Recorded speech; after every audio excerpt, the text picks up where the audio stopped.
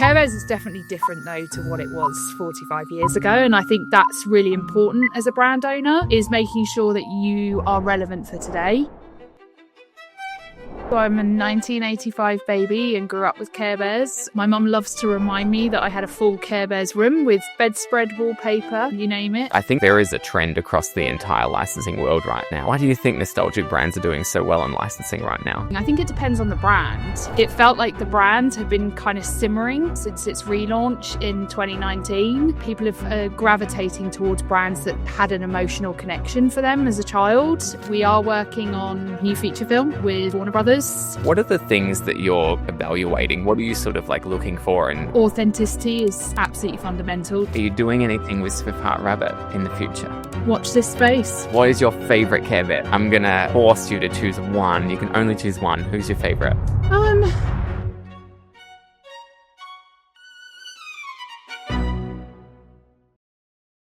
After 45 years, Care Bears remains one of licensing's most enduring success stories.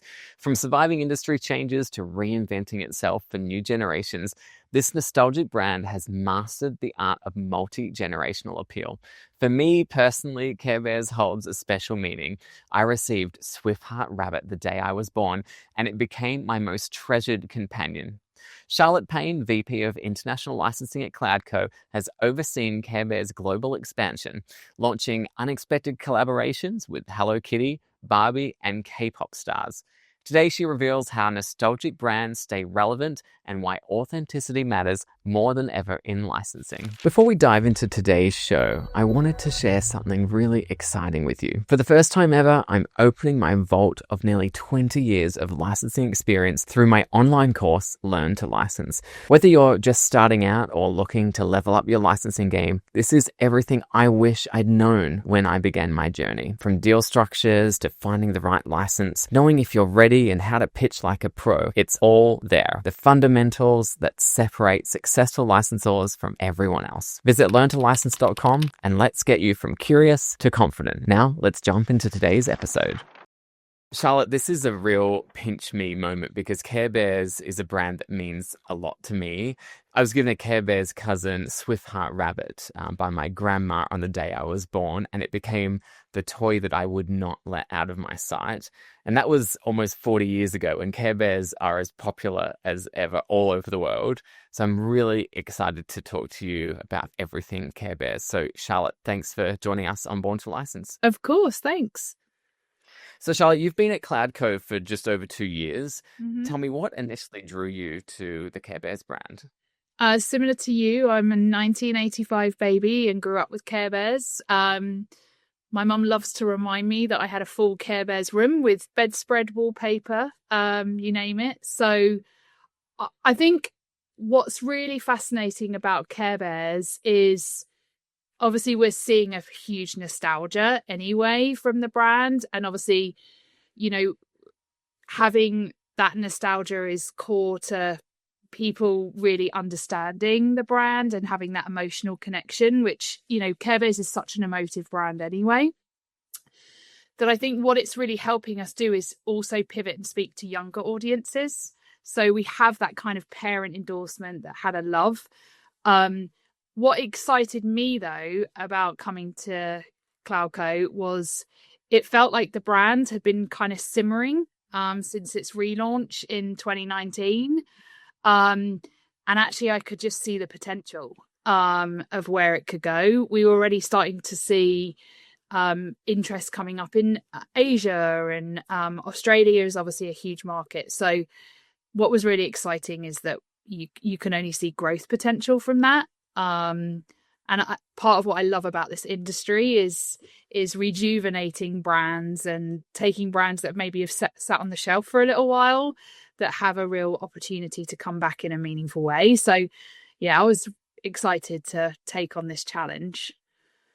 I bet. And you mentioned nostalgia, and I think that there is a trend across the entire licensing world right now where sort of evergreen, generationally loved brands, nostalgic brands, are just having a huge moment that doesn't seem like it's going to end. Why do you think nostalgic brands are doing so well in licensing right now? I don't know. It's really interesting. I think it depends on the brand. I think Peanuts has had a great moment. They've brought back with a big anniversary year. Um, you know, Hello Kitty in some respects has come back through that kind of nostalgia as well. And we're talking about brands that have had quite a big impact in licensing and retail. I think that whether it's post-COVID, we talk about a lot of this internally of kind of, why nostalgia is playing such an important part. And I think it's fascinating to see that post-COVID, people have gravitating towards brands that had an emotional connection for them as a child, or just brands that they know and they trust, or that, we're talking about a generation that also wants to pass down that brand love to their kids as well. So I think it's really interesting to see how nostalgia brands have made a comeback. But I think they're also just great brands that have maybe like stood the test of time and just have an opportunity to come back in a different way. Care Bears is definitely different though to what it was 45 years ago, and I think that's really important as a brand owner, is making sure that you are relevant for today. And, I think we're seeing that as a success because we're being able to talk to a multi-generational audience. So, yes, we have the nostalgia and the kind of millennial original fans of Care Bears, but also how we show up with new content on TikTok has kind of opened more of a Gen Z, teen and tween kind of demo. I think Care Bears in its nature is a plush toy and bear that people love to cuddle, and it's colourful, and I think so that seems to be resonating as well from a younger demo. So I think the interesting thing with nostalgia brands is that they can gravitate in a different way to new audiences and kind of serve a purpose. But yeah, it's fascinating to see how they've kind of made big comebacks. Yeah, I mean, you mentioned some really the brands that I had top of mind when I'm thinking nostalgia. I do think Care Bears, I do think Peanuts, I do think Hello Kitty, all three of those brands. I also think a Strawberry Shortcake and those kind of properties are just really popular. I love what you mentioned about sort of like, parents sharing Care Bears, sort of like handing down that love to the new generation, which is a big part of it as well. You look at like a brand like Star Wars, for example. You see all these little kids running around with Star Wars, and they're not Star Wars fans. Their mum and dad have bought that product for them because they're Star Wars fans. So there is a part of that as well, is that you're appealing to the parents who you want them to introduce Care Bears to them because they love and cherish the brand. Yeah, definitely. I think a big part of our business is still adult and what we would classify as kidult. The world of kidult as well, I think, is quite a hot topic at the moment in licensing. The whole collectible trend, look at retailers like Popmart and Miniso, that, this blind box collectible market, whether it's partners like Bearbrick, for example, they're all tapping into that kidult market. I know it's also extending beyond that. But I think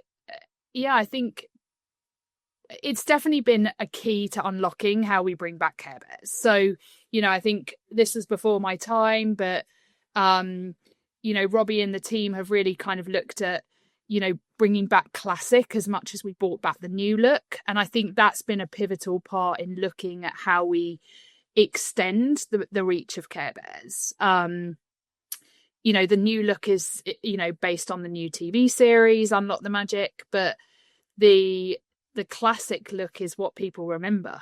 And I think, it's interesting even now to see 5 years later, classic still plays an important part of our business, certainly on soft lines, and how we build out our apparel programs. And that's, again, because it goes across all those multi-generational audiences. So yeah, it's really fascinating to see. But we have some real diehard fans out there.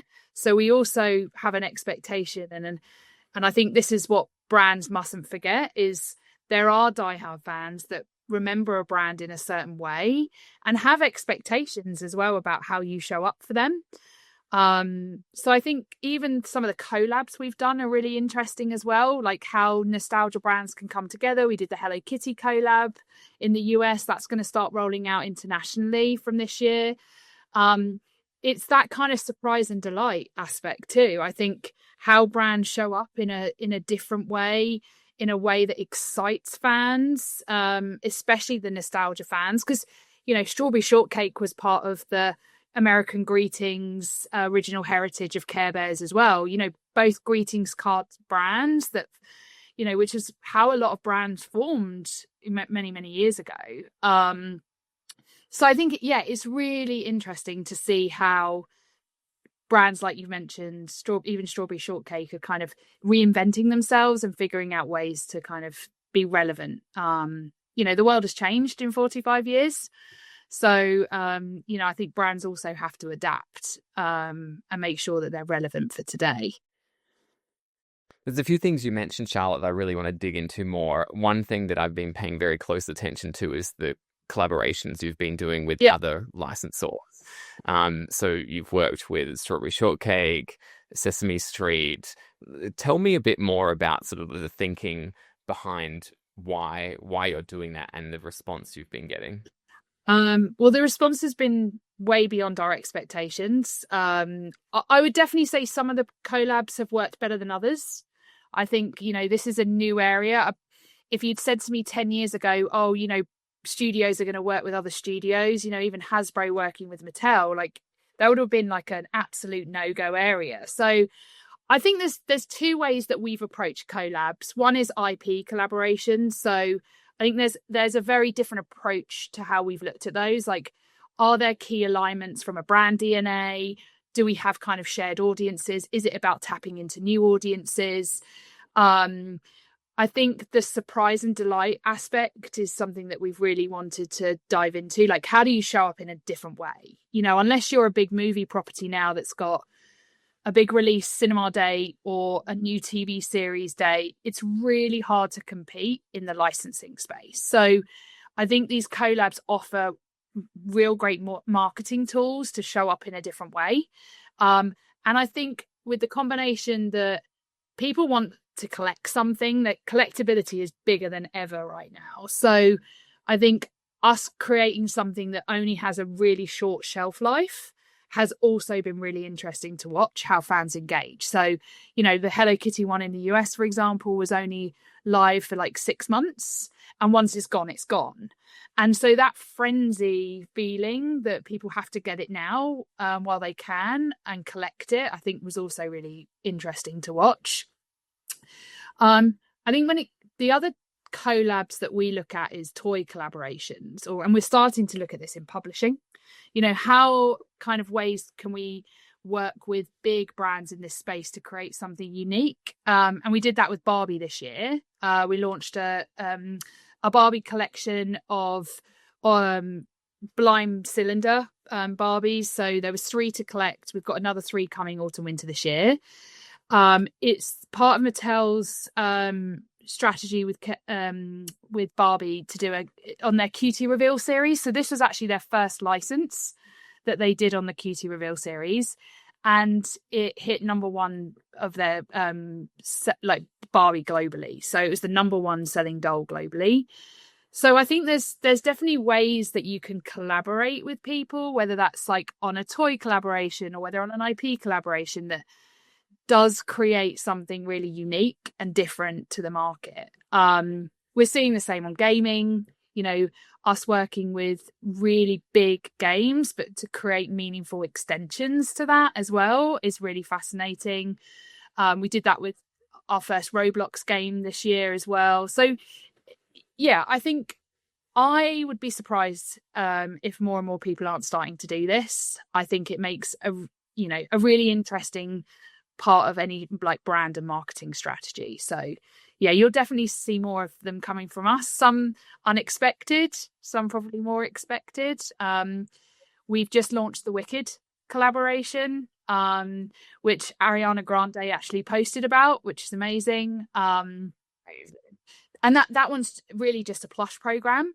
But that, some definitely are tailored to that, kid adult market. Some are younger. So again, for us, tactically, we look at, with the other IP owner, what's it going to bring to the brand? How do we open up a new audience or a new space at retail? How do we maybe cement some of those partnerships that we have already? So there's quite a lot that goes into thinking about the IPs that we collaborate with. I love how you mentioned surprise and delight your fan base, essentially. Yeah. Because you want to try and engage with them in as many different ways as possible. When you're in the gaming space, that's like surprising that people see Care Bears there and have the opportunity to engage with the brand in that space. And then, the partnerships with Wicked and Sesame Street and so forth. Again, it's just another way to give them an opportunity to get excited about the brand and consume it in a very different way. I want to shift gears a little bit because a lot of those listening to this podcast have never pitched for a license before. They're interested in licensing. They don't know where to start. They've, maybe got a small business, a product line. They're maybe direct to consumer. Maybe they're, wanting to service some retailers. When a company approaches you about licensing Care Bears, what are the things that you're evaluating? What are you sort of like looking for? And walk me through a decision-making process. I think there's quite a lot that goes into that, actually. I think firstly, whenever we're talking to a prospective partner, it's always about whether they see the vision that we see. And I think having that alignment is really key. I think authenticity is absolutely fundamental to everything we do. So like, does the product category make sense? Does the partner make sense? Does the market make sense? I think, we have very strong values for the franchise, around care, joy, that emotional connection. So they play important parts in any decision making we have. Obviously we have a clear strategy of where we want to go with the brand, and I think for us, it's about figuring out whether that partner's, A, sees the same potential, but B, whether they have the right reach as well. I think for us, we're always looking at how we open up new categories, whether we can service a particular retail account. And that's all the way from mass to speciality to luxury. And I think, a lot plays into that is, are they a preferred vendor? We think a lot of retail first. So that's an important part of any consideration is, how does that partner, work with different retailers? Are they a preferred supplier? And a lot of the time retailers will share with us, their preferred suppliers. But I think also I would put a lot of stuff on innovation and, creativity.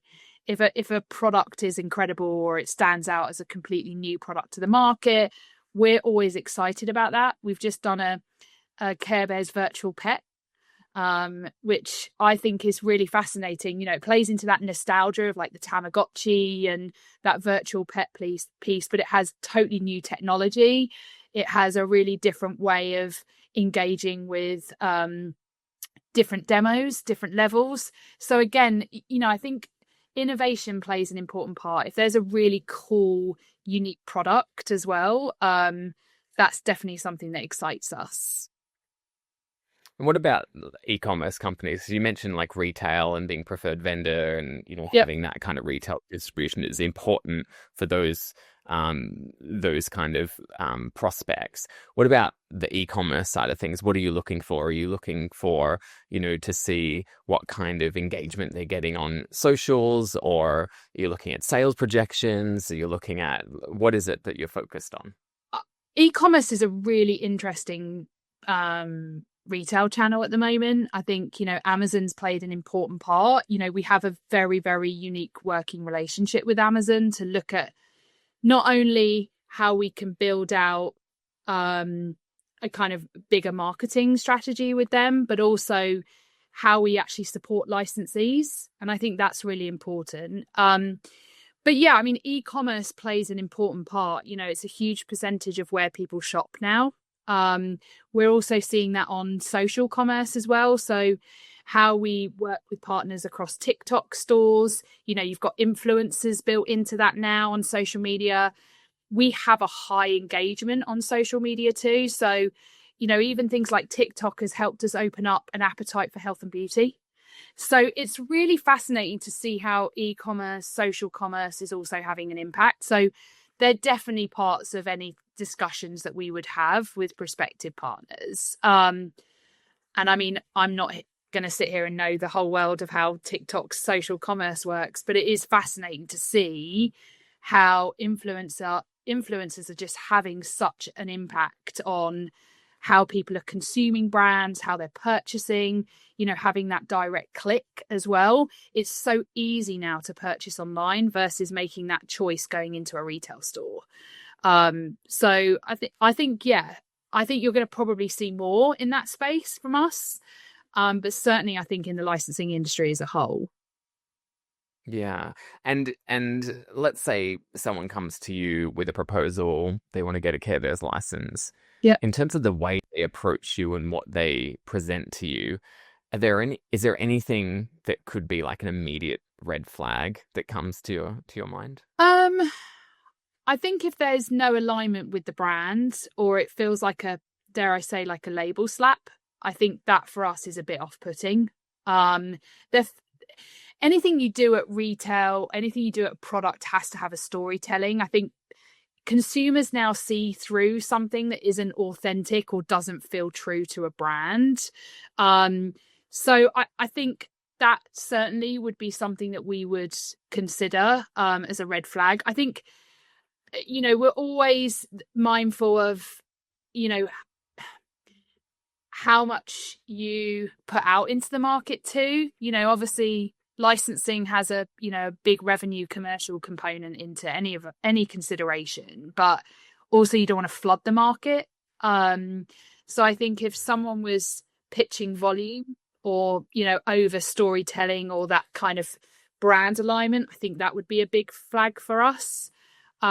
We do heavily look at people's product quality, how they execute at retail, how they bring that storytelling through to retail. So if there were things like that we felt, weren't aligned with what we wanted, that probably would be a red flag as well.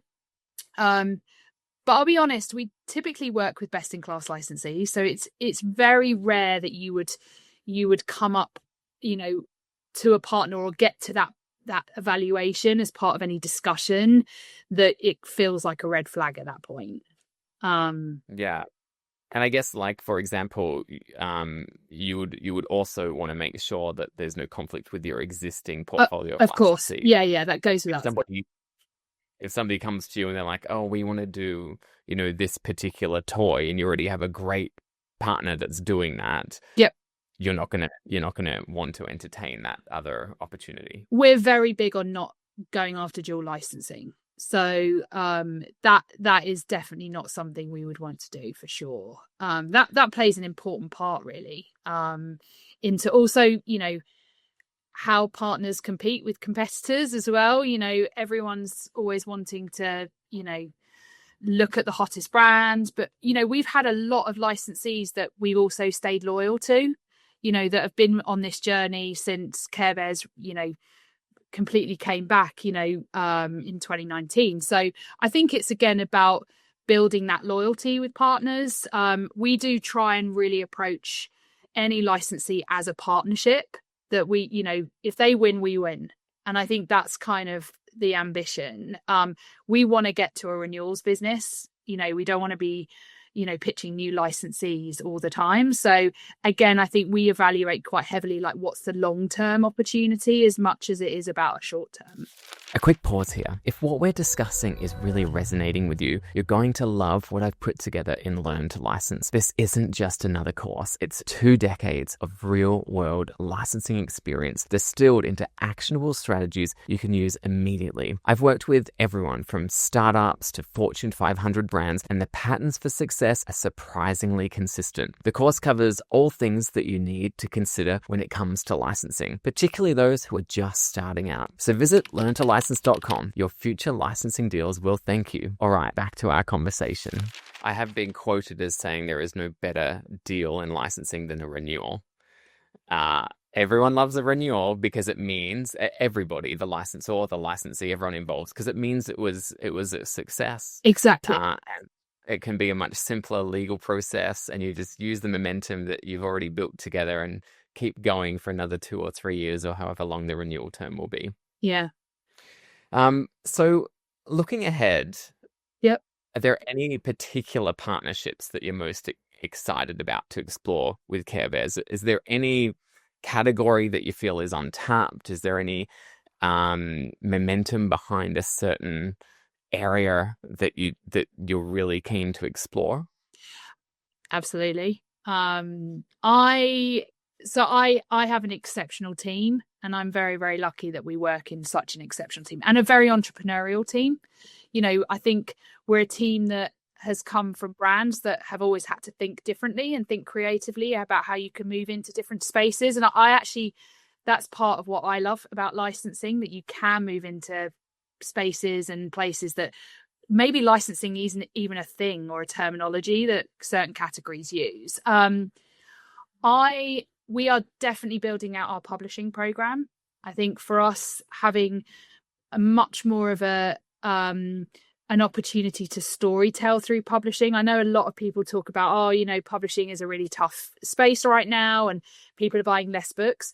I actually think there's nothing better than that magical moment when you read your kids' stories at night and, early readers, and how you can be a positive brand. I think we want to definitely do more in that emotive learning space. Like, how can we be a brand that really helps educate families and children in a bigger way, with a bigger purpose? And I think that's where Care Bears can really sit in a different way.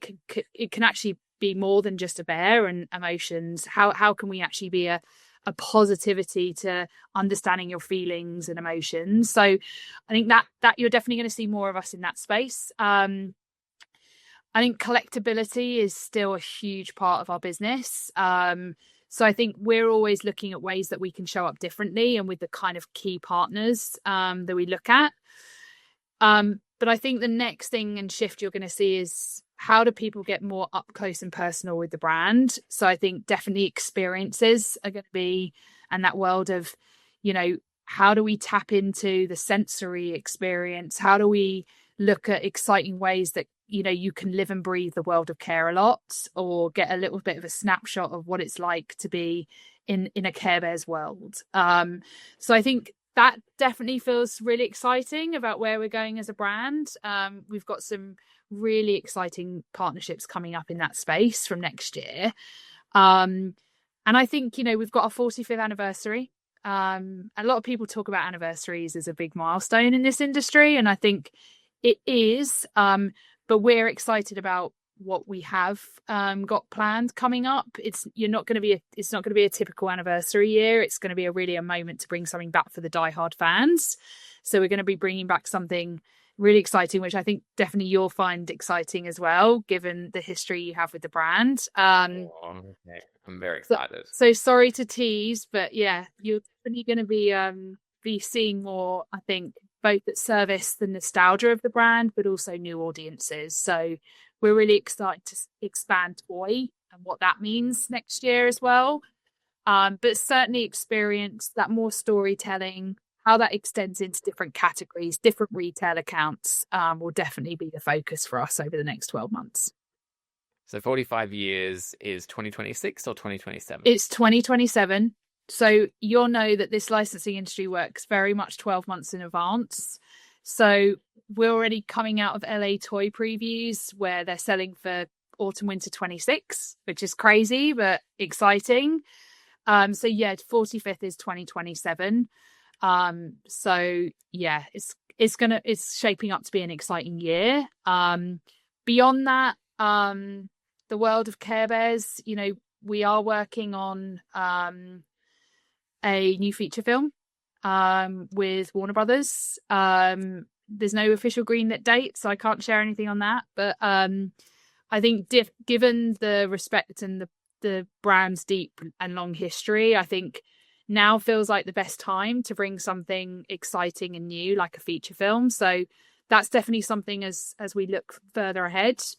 And then I think, how we reach fans in every market globally is a key part of my day-to-day. So leading international, the brand resonates differently in Latin America as it does in Asia and Europe and Middle East. So again, as long as we shift and be culturally relevant, I think that's a big part of what you'll see in the future of Care Bears. More color, more positivity. Let's remind people that there's brands out there that can appeal to multi-generations. So yeah, it's fun. It's a fun brand to be working on. Totally.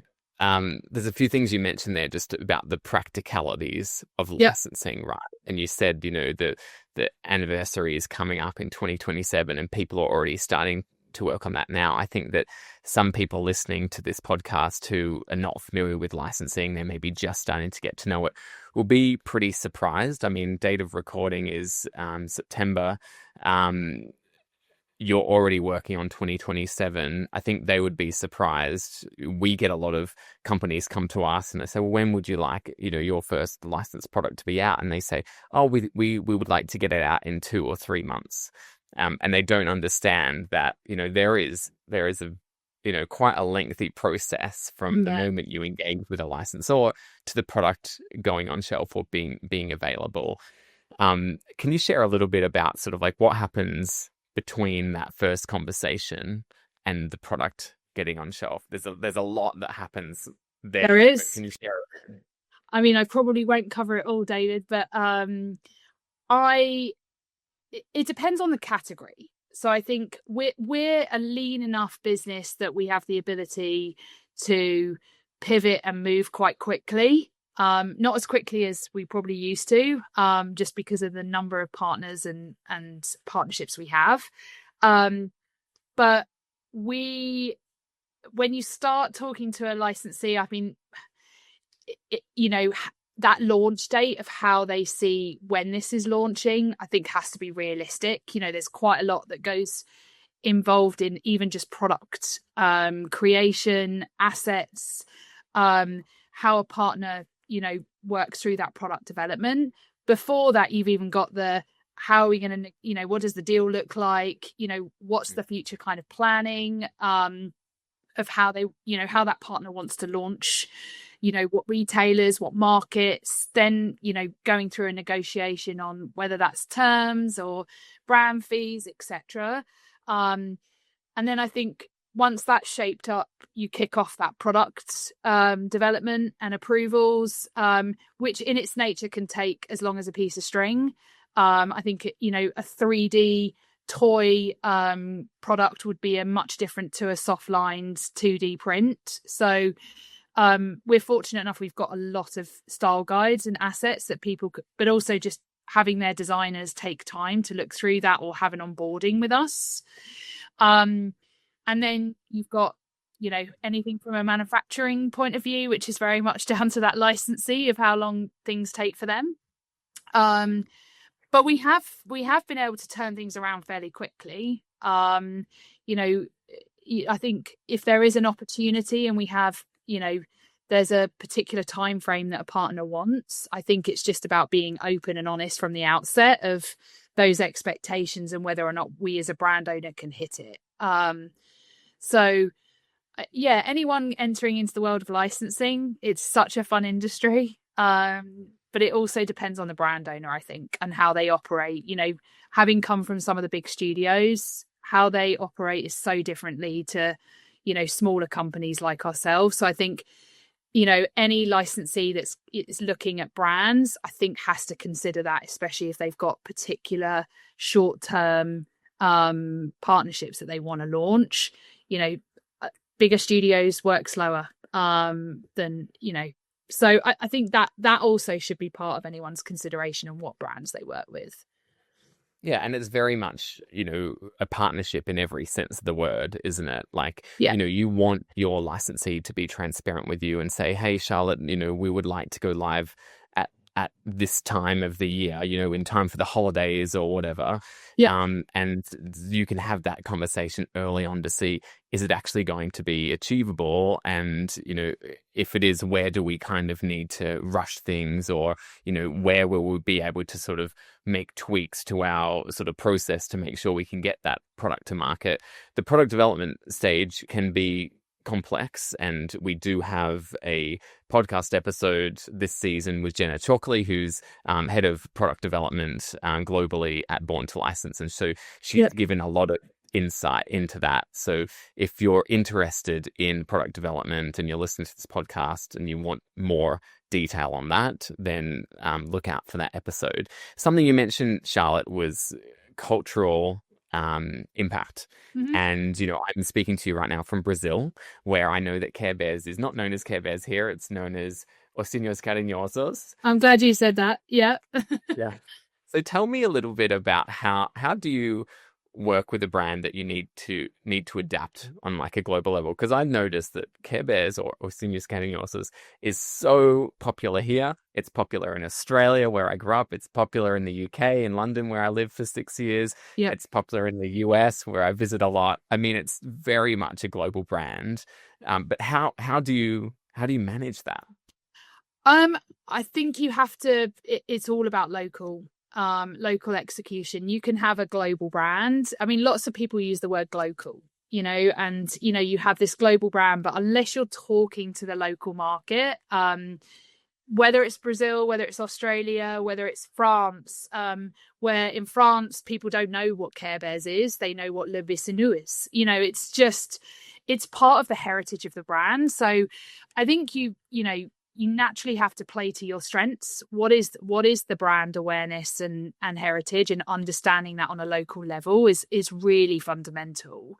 And it's also part of what's going to make or break success for a brand. So I think, understanding those nuances to a brand and how that is built into the nostalgia and the heritage of a brand as well is really, really important. We do a lot of insight and research as well into local markets, and what the brand stands for, how it resonates culturally. There's even certain bears that just don't work in certain markets because, for example, in Asia, a particular color might have its own cultural relevance. So again, and we've got 120 bears, so it's over 120, I think now. So it's always just about finding the right mix and the right approach. And cultural relevance is really important to know how a brand will speak to a local market. So whether it's a name change or whether it's, an approach on how a bear is named or the personality, all of those things are things that we think about. Let's talk about licensing agents, because I know you've got, a portfolio of amazing licensing agents that help you engage and run the Care Bears licensing business in their local markets. Yep. Talk a bit about how important those relationships are. I would say they're probably one of the most important relationships we have. We as a team, my kind of philosophy on agents is they're an extension of us. They're on the ground talking to prospective, current licensees, retailers every day about the brand. We do really work with best-in-class agents.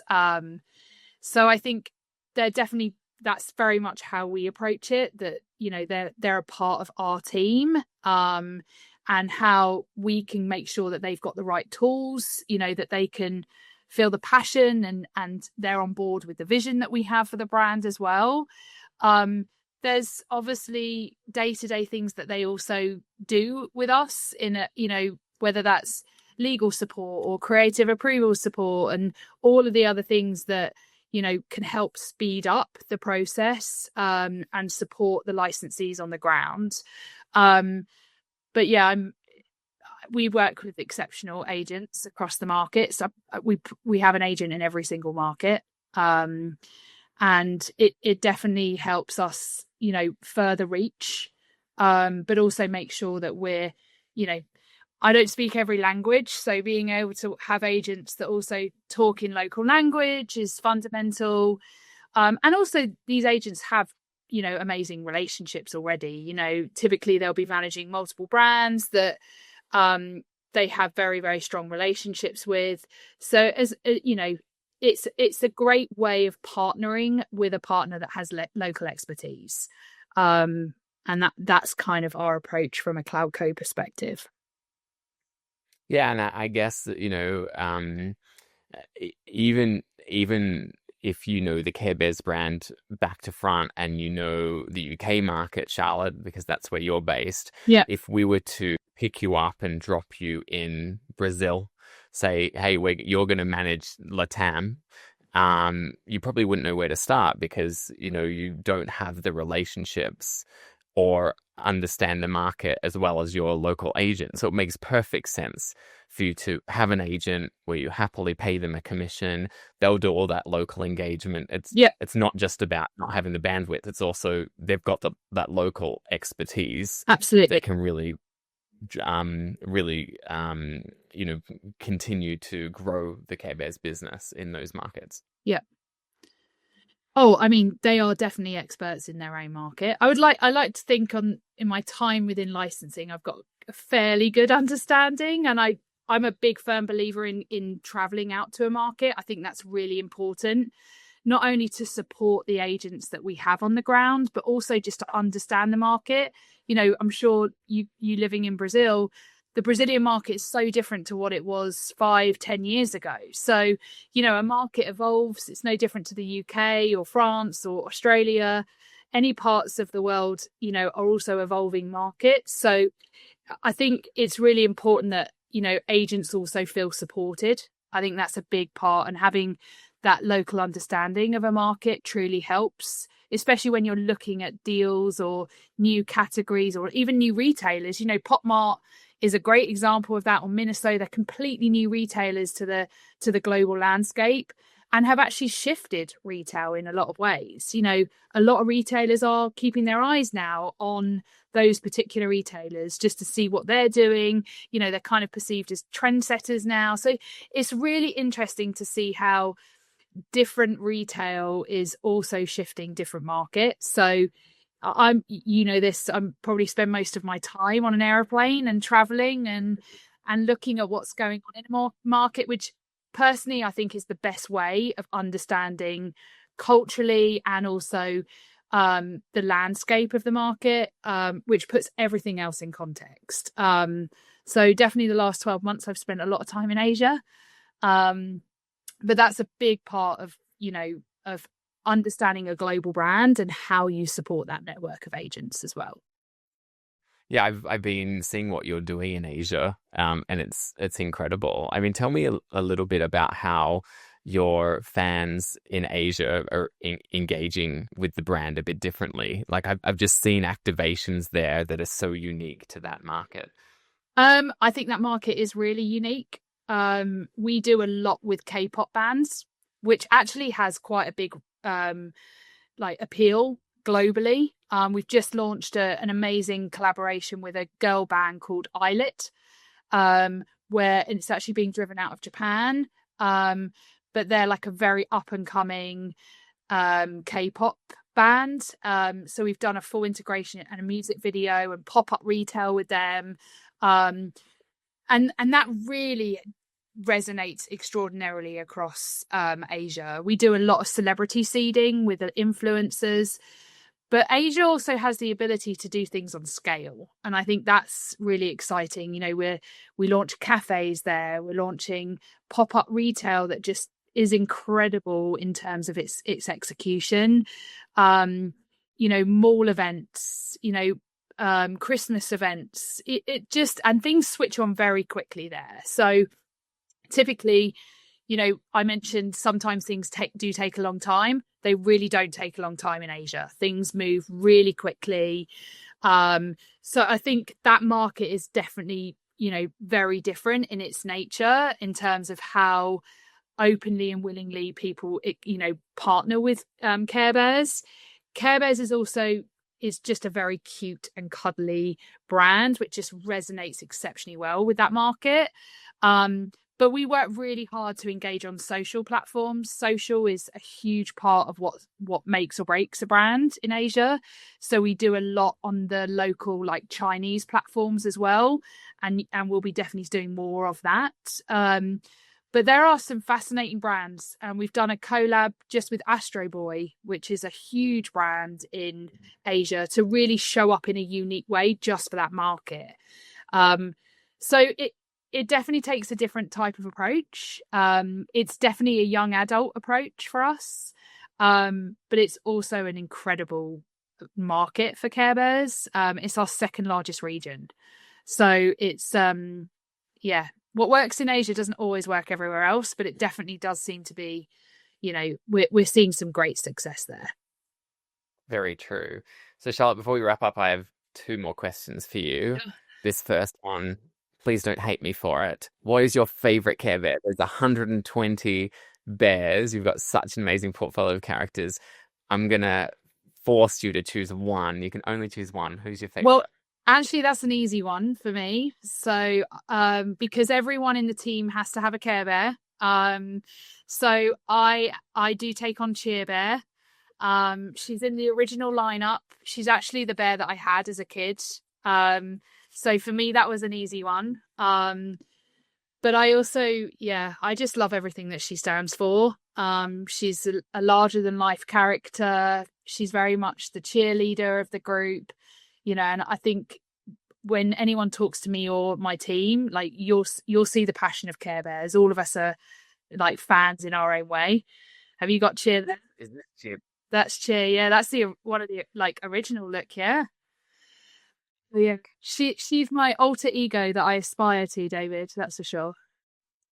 Oh, very good. Well, my last question is, I need to know, you talked about your childhood favorite. Yeah. My childhood favorite is Swift-Heart Rabbit. Are you doing anything with Swift-Heart Rabbit in the future? Watch this space. Yeah. Oh, how exciting. I did see that that you did release a few years ago, I think, in Australia anyway. Yeah. It was the plush sort of came back, and it sold out almost immediately. I couldn't get my hands on it. It did. We've done a bit of a test in Australia. We've got some we have released some cousins. So Swift-Heart Bunny is definitely part of the cousins lineup. For anyone who doesn't know the context of Care Bears, we absolutely right. Like we did it as a limited edition, like 3,000 pieces. We actually did Noble Heart Horse last year as a one-off exclusive to Australian Post. And she sold out almost immediately. And she now goes for $700 on eBay. So you're not the only one who's a diehard fan who's been asking for the cousins to come back. So yeah, all I can say is watch this space. Hopefully you'll hear more in the coming months. I'll be watching very closely. Charlotte, if anybody wants to see what you're up to, what's the best way to connect? I mean, catch us up on LinkedIn for sure. But we'll be at Brand Licensing Europe, stand B201, and we're also sponsoring the Retail Lounge. So whether you're a retailer or a licensee, definitely come and see us. We're one of the most approachable team out there. We love networking and making new connections. So yeah, please reach out to me or one of my team. Wonderful. Well, Charlotte, as a lifelong Care Bears fan myself, and I literally say lifelong fan from the day I was born, I've really, really enjoyed this chat. So thank you so much for joining us on the Born to License podcast. Thank you for having me. I hope you've enjoyed this episode of the Born to License podcast. Don't forget to like and subscribe. And if you're eager to learn more about licensing, I encourage you, take a look at my course, Learn to License. I've condensed almost 20 years of learning in my licensing career to help others understand how licensing works. And as a reward for sticking around, here is a discount code for you to put in. I hope to see you there.